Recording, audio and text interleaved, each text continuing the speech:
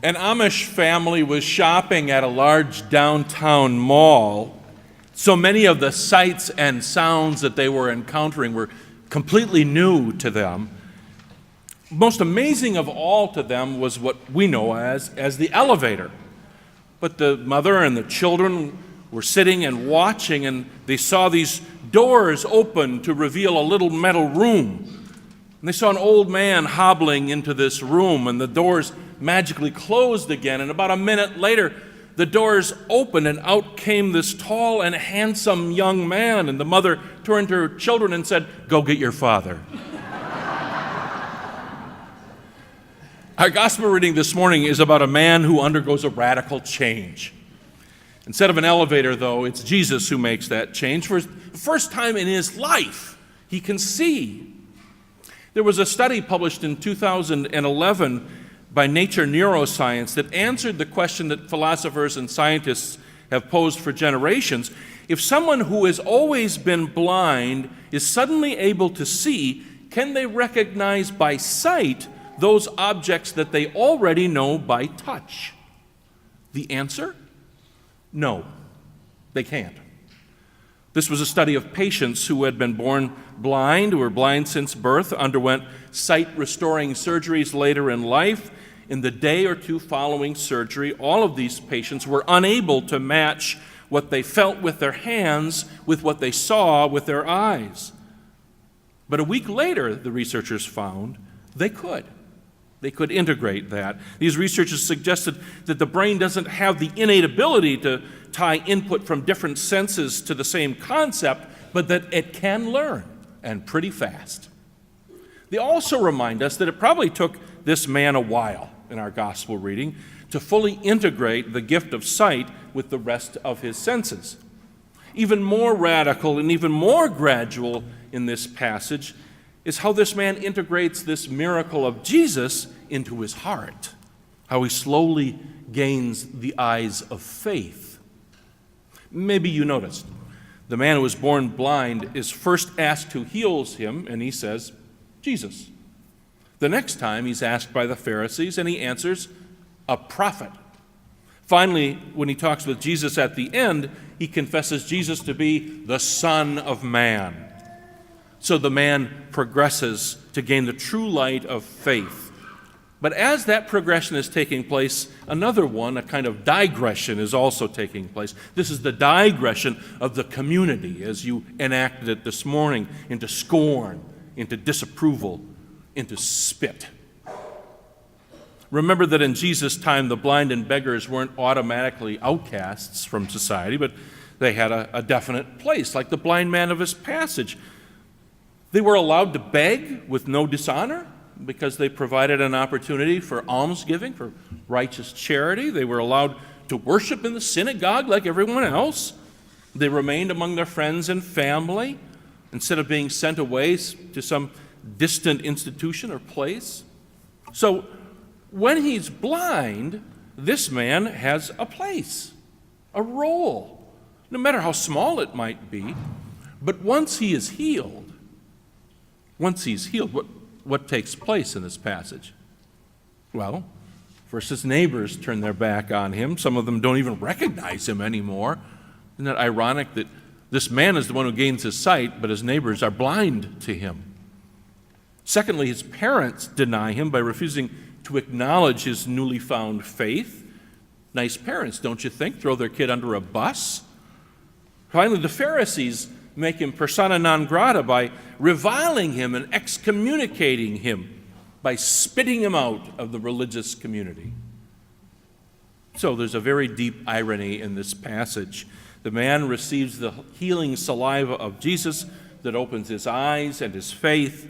At the same time, he also receives the reviling spit of family, neighbors, and religious community.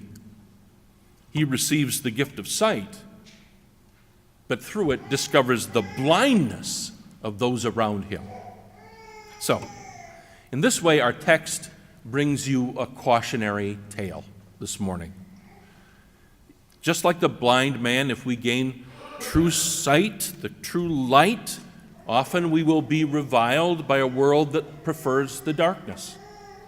If we gain the sight of God's way, we will be reviled because the world prefers blind assumptions. If we receive the holy water of Christ's baptism, we will also be reviled by receiving the spit of a world that denies the love that defines the Christ. The truth of the matter is, when we try to change, most people around us will oppose it. How many of you have heard one of these? Why isn't it enough for you to stay home anymore? Quit your job? What are we going to live on? I liked the old you better. Hey, how come you don't come around anymore?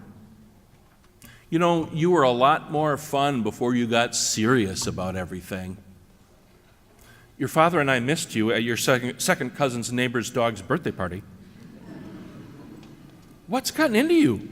You used to laugh at those kind of jokes. And of course, the classic, I liked you better when you were a drunk. A wise person once said, no good deed goes unpunished. Unfortunately, it's true. There is no good change we can make in our lives that won't be opposed by somebody close to us. You know how it is with a dysfunctional family system. Everyone is so tightly enmeshed, has such a tremendous stake in making sure that everything stays the same, no matter how dysfunctional or crazy it is, that if anybody tries to change, they'll be bitterly opposed. So it goes in a world that prefers blindness and refuses to look at the light. So it goes in a world that smiles on injustice and spits at the righteous. So it goes in a world that worships darkness and cowers in fear from the light. So don't be surprised. Please, don't be surprised when your efforts to change are opposed. Don't give up. Don't waver in your determination to follow the example of Jesus and walk into the light of God. The prophet Isaiah said, I am the Lord. I have given you as a covenant to the people, a light to the nations, to open the eyes of those that are blind, to bring out the prisoners from the dungeon, from the prison, those who sit in darkness. But maybe, it isn't primarily others who discourage us. Maybe who keeps us from facing our own blindness, our own darkness, is mostly us. Is there any one of us who does not battle the darkness of our own soul? Is there any one of us who does not keep hidden a secret place inside of us, a place of willful blindness, a place of deep shame that we keep sealed tight, lest the light sneak in and somebody might catch sight of it?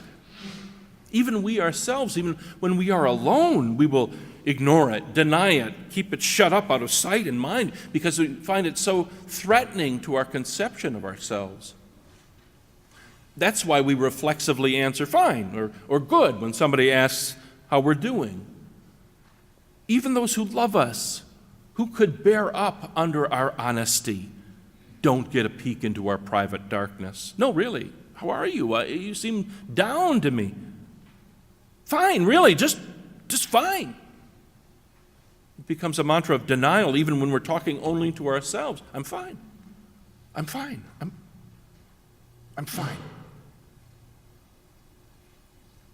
The most privileged time in pastoral ministry are those moments when someone will open up those secret places just a little bit, allowing the first few fingers of light to come in and reveal the rough outlines of our personal shame and fear. The most grateful times I have spent with those who love me are those moments when I have been able to do that myself. And their love has reassured me that more light comes in than darkness spills out. What can the light of God do for us? It can put shadow to our dark fears, revealing the limits of their reach. It can drain the powerful mystery from them and bring loving reason to our irrational anxiety. It can begin to melt away the slippery black ice of shame. It can chase the darkness away. It can heal our self-imposed blindness. Will you let the healing take place? Will you too be healed of your blindness and let the light of God come into your life? The light comes to us like the start of a new day. As dawn rolls in over the darkness, the sky slowly lightens from black to gray, from violet to dusky rose, from baby blue to robin's egg. As the sun emerges from the east, the light comes advancing with a sharp edge, like a curtain of illumination. Trees and forests are revealed in deep and vibrant greens. The fields appear in measured squares of dirt, brown, newly grown yellow-green, and undulating waves of flaxen and heather. Then come the sturdy white homesteads, the blue-green manicured grasses, the parking lots and outbuildings of civilization, the rising stone and gleaming metal of the city. And behind the glittering glass windows, faces are lit up, the faces of you and me, as the light grants us true vision of those around us and what in bright understanding we can be together.